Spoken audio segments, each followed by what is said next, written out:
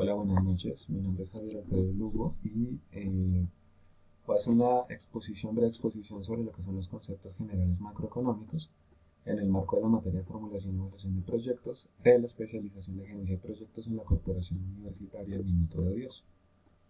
Vamos a hacer una introducción muy breve. La economía es una ciencia social encargada de estudiar el proceso de producción y distribución y consumo de los diferentes bienes para satisfacer las necesidades humanas. Estos bienes pues son escasos y se puede optar entre una serie de opciones. Este concepto de economía se divide en dos partes principales, lo que es microeconomía y macroeconomía. En la presente exposición pues vamos a hablar del tema de macroeconomía, pero esto es para dar un contexto muy general. Microeconomía estudia el comportamiento de las acciones de los agentes económicos como empresas y consumidores. Entonces digamos llámese a nivel de oferta o demanda y se enfoca en el estudio del consumidor y productor, ¿no? Como le decíamos anteriormente. La macroeconomía analiza por el contrario el comportamiento económico de un país como un todo, analiza el comportamiento económico colectivo, ¿sí? Es decir, no solo de un consumidor o solamente productores, sino de todos. Estudia estos grandes agregados económicos a través de grandes indicadores y permite distinguir características de funcionamiento y desarrollo de sectores económicos de un país. La macroeconomía se integra por cuatro grandes agentes. Estos agentes lo que hacen es interactuar entre ellos para conformar estos mercados, para conformar el flujo de lo que es esta gran economía. Son las familias, las empresas, el gobierno y el resto del mundo, ¿sí? O países de otros países en el exterior. La macroeconomía se comprende por tres grandes sectores, lo que es el sector agropecuario, industrial y de servicios. Estos sectores a su vez se subdividen, como lo vamos a ver a continuación. El sector agropecuario, conocido como sector primario, se subdivide en lo que es agricultura, ganadería, silvicultura y pesca. La agricultura tiene que ver con todo el cultivo de la tierra para la producción de vegetales, frutas, etc. Ganadería, pues que se subdivide a su vez en lo que es ganadería mayor y menor. Y esto lo que hace es como agrupar el tipo de ganado que se gestiona, que se administra. La silvicultura que tiene que ver con todo el tema de bosques y bueno, la pesca se describe por sí sola. Tenemos lo que es el sector industrial conocido como el sector secundario que se subdivide en el sector industrial de modalidad extractiva que tiene que ver con todo el tema de petróleos, minerales, todo lo que son estos recursos no renovables y el sector industrial de transformación que tiene relación con el tema de tomar materias primas y transformarlo en algún tipo de bien, ¿no? Que puede ser de corta duración, de larga duración, de consumo inmediato, bueno, digamos que ahí hay otra serie de divisiones, pues. Y el sector de servicios, conocido como el sector terciario, que digamos tiene dos tipos dentro de él, que son el sector público, que tiene que ver con empresas conformadas, pues, o de un capital mayoritario de empresas del Estado, llámese de una entidad centralizada o descentralizada, como el gobierno nacional, un gobierno municipal o departamental, y los privados, que digamos pueden ser empresas familiares o de sociedades colectivas. Y a su vez se subdivide o se agrupa en lo que son restaurantes, comercios, hoteles, en transporte, almacenamiento y comunicaciones, en financieros, inmuebles y seguros, y en comunales sociales y personales. Otro concepto muy importante para el contexto de la macroeconomía son los sectores sociales. En él pues estamos hablando de lo que es el sector privado y público, que ya lo describimos, y vale la pena aclarar que pues es de conformación nacional, porque acá entra a, al ruedo lo que sería el sector social externo, que son empresas privadas o públicas, pero de conformación internacional o, digámoslo así, de otros países, ¿sí? No colombianos, sino digamos que conformación y capital extranjero. Para el estudio de los fenómenos económicos que resultan de todas estas grandes interacciones entre estos agentes que ya hemos visto, se utilizan modelos.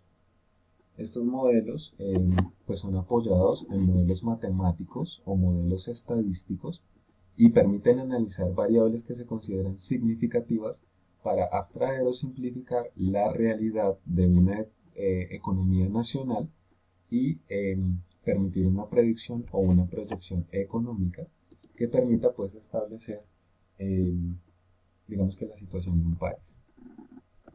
Estos modelos pues son el modelo de flujo circular, que lo que me permite es ver ese flujo entre lo que es el consumidor y el productor, lo que es el hogar y la empresa, ese intercambio entre recursos y bienes y servicios.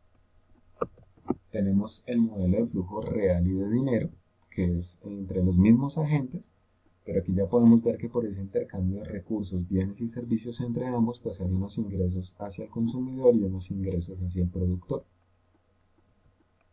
Está el modelo de flujo circular simple, que digamos que con los mismos agentes ahora me permite determinar de manera más detallada cómo esa interacción me afecta unos mercados, que son los mercados de productos, los mercados de insumos y de trabajo y los mercados de capitales. Entonces, entre esa relación, pues hay gastos, hay ingresos, se aporta tierra, capital y trabajo, hay unos factores productivos, está el tema de salarios, el tema de los, digamos que gastos por el consumo de esos bienes y servicios, la inversión a capital y el ahorro. Tenemos el modelo de flujo circular con gobierno y sector externo, entonces nuevamente los agentes de hogar o familia y empresa, pero ahora entonces se adiciona lo que es el gobierno, que digamos es un agente que agrega otros ingredientes al flujo, como lo son los impuestos, intereses, dividendos, otra serie pues ahí de conceptos, y el resto del mundo u otros países con los cuales tenemos esos ejercicios de importación o exportación, ¿no? De traer bienes o servicios o de llevar bienes o servicios. Decíamos que estos modelos pues analizan variables macroeconómicas que son consideradas importantes. Estas variables que son, básicamente son un conjunto de elementos que describen fenómenos económicos y las relaciones que se establecen entre ellos, que de alguna u otra manera los puedo expresar cuantitativamente. Entonces puedo decir, tienen X porcentaje o tienen X valor. Digamos que a nivel de Colombia y a nivel pues, de formulación o evaluación de proyectos, los que normalmente más se manejan serían el Producto Interno Bruto o el PIB, que tiene que ver con la sumatoria de la producción nacional en un año, llámese del 1 de enero al 31 de diciembre, lo que es la inflación, que tiene que ver con el aumento generalizado del precio de todos los productos en una economía durante un periodo de tiempo, vamos a decirlo también de un año, por ejemplo. Sin embargo, en Colombia pues no sucede esto, ¿sí? Aquí en Colombia no aumentan todos los productos de precio, solo algunos. Entonces, para eso se dividen en 11 categorías y se hace un promedio sobre los productos que sí incrementan su valor. Están los índices de precios al consumidor, que tienen que ver con la variación de los precios de la canasta básica familiar, que son productos que el gobierno define como necesarios para la sobrevivencia. El índice del desempleo, está el índice de la deuda externa, que tiene que ver con la sumatoria de todos los empréstitos internacionales que tiene un país con los demás países del mundo, y las tasas de interés que establece el ente regulador nacional, ¿no? En el caso colombiano, pues es el Banco de la República. Esta tablita de resumen que se presenta acá, pues es extraída del último de los informes publicados por el Banco de la República en el mes de noviembre del año 2016, donde por ejemplo uno puede ver, digamos, a nivel de PIB, eh, con, digamos, con respecto pues al último valor analizado. Hace un año pues teníamos digamos que un crecimiento del 3.09, el último o el penúltimo dato fue del 2.5 y el último disponible del 1.9%. La tasa de desempleo actual estaría ubicada, por ejemplo, en el 8.51%, aún se mantiene en un dígito, como lo ha venido proponiendo el gobierno desde hace varios años. Las tasas de interés, por ejemplo, si varían, podemos notar que esas sí han aumentado. La última, el Banco de la República estableció un 7.75%, por ejemplo. Y pues aquí están otros valores, ¿no? Como el tema de deuda externa, otros que veníamos hablando.